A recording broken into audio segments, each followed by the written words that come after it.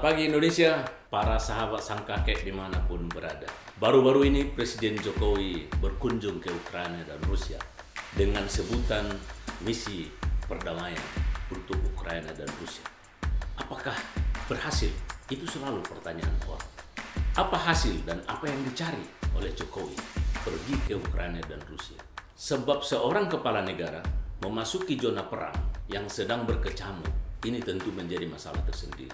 Apalagi Ibu Iriana Jokowi ikut serta dalam perjalanan ini. Apakah seorang ibu negara tidak takut terserempet rudal atau apapun namanya di zona perang?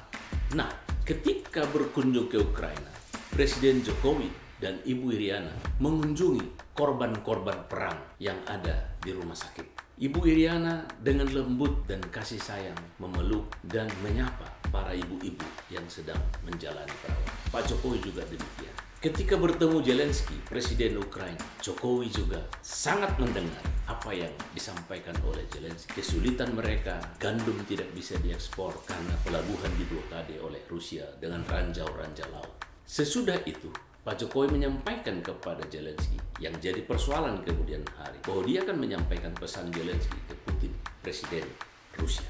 Presiden Jokowi sebelum pergi ke Ukraina dan Rusia secara terang-terangan menyampaikan kepada publik agenda dan jadwalnya secara terbuka. Ini juga sesuatu yang unik karena biasanya banyak pemimpin-pemimpin Eropa yang masuk ke Ukraina itu secara tersembunyi dan diam-diam karena takut ketahuan sama Rusia dan itu bisa menjadi sesuatu gangguan. Tapi karena Presiden Jokowi dengan segala niat baik mau bertemu dengan Zelensky sekaligus bertemu dengan Putin. Berbeda kalau Jokowi hanya bertemu Zelensky tidak mau bertemu Putin atau mau bertemu Putin tidak mau bertemu dengan Zelensky. Ini dia memang ingin mendengar, ingin bertemu dengan dua pihak, Ukraina dan Rusia. Dan dia tidak pilih kasih dan tidak memihak. Sebab Indonesia tidak memberikan bantuan militer ke Ukraina. Ini memberikan bantuan kemanusiaan, alat-alat kesehatan, dan perbaikan fasilitas kesehatan di Ukraina. Juga tidak mendukung Rusia untuk invasi ke Ukraina. Jadi betul-betul Presiden Jokowi menunjukkan bahwa dia di tengah dan tidak memihak. Walaupun pada awalnya Indonesia mengutuk serangan invasi dari Rusia ke Ukraina. Awalnya. Tapi kemudian tidak lagi mencampuri dan tidak membantu Ukraina dengan senjata dan alat militer. Maka Rusia menganggap bahwa Indonesia wajar dan dia memang non-blok berada di tengah. Ketika bertemu Putin, nah ini lagi uniknya. Ternyata di samping perdamaian antara Ukraina dan Rusia, Rusia banyak menjelaskan melalui Presiden Putin bagaimana kondisi di Ukraina dan Rusia setelah perang ini dan kenapa dia secara membabi buta menyerang Ukraina. Karena NATO dan Amerika Serikat berada di belakang dari Ukraina ini. Lalu mereka bernostalgia. Ada dua hal yang diceritakan. Bagaimana hubungan Rusia dengan Indonesia di awal-awal kemerdekaan sampai tahun 65. Wah, banyak insinyur-insinyur dari Rusia yang membangun Indonesia pada awalnya. Dan juga banyak orang Indonesia yang sekolah ke Rusia ketika meledak G30 SPKI 65. Mereka tertahan di sana. Itu nostalgia masa lalu Indonesia dengan Rusia itu sangat erat.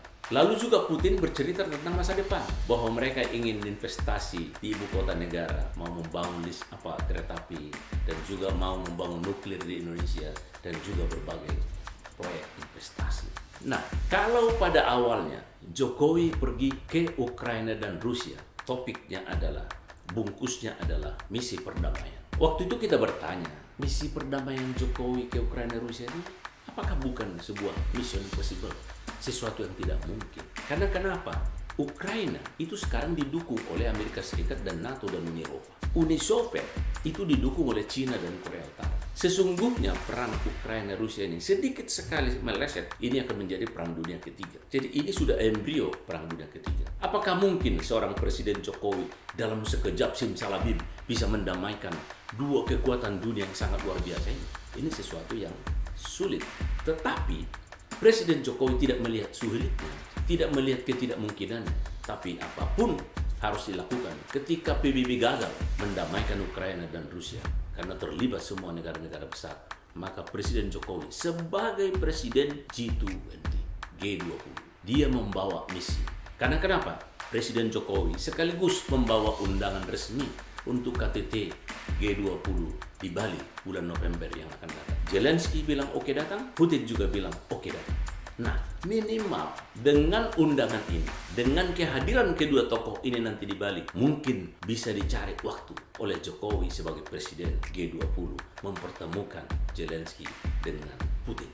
Jika ini terjadi, ini juga menjadi sebuah sejarah baru. Mungkin juga belum tentu terus pertemuan ini menghasilkan perdamaian, tapi minimal upaya step by step, langkah demi langkah menuju perdamaian itu dilakukan. Lalu kita pertanyakan lagi, lalu kalau ini tidak berdamai, misi perdamaian Jokowi ke Ukraina dan Rusia, apa yang dicari dan apa yang diperoleh? Ternyata bisa juga ini blessing in disguise, berkat terselubung. Maksud untuk mendamaikan, tetapi yang didapat adalah investasi hubungan bilateral Rusia dengan Indonesia, investasi yang akan datang ke ibu kota negara dan juga kereta api dan juga bantuan-bantuan yang lain. Tapi yang paling spektakuler hasilnya adalah ketika Jokowi menyampaikan bahwa akibat perang Ukraina-Rusia ini mengakibatkan krisis pangan dan energi. Kenapa? Gandum-gandum dari Ukraina dan Rusia sebagai penghasil gandum terbesar di dunia itu terhambat karena perang ini. Dan Putin menjamin kepada Jokowi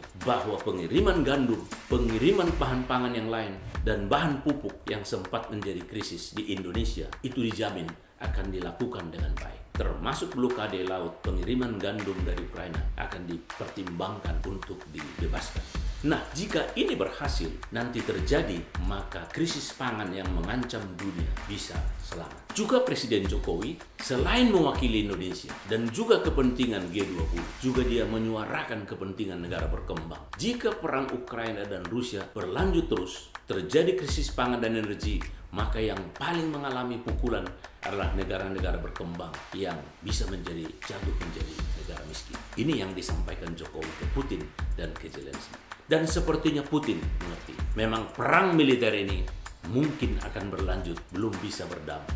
Tetapi krisis pangan, energi bisa diminimalisir karena Rusia tidak akan memblokade pengiriman gandum ke pasar internasional. Jadi kalau ada orang bertanya, apa yang dicari Jokowi? Memang awalnya misi perdamaian, selain itu juga untuk mencegah krisis pangan dan energi.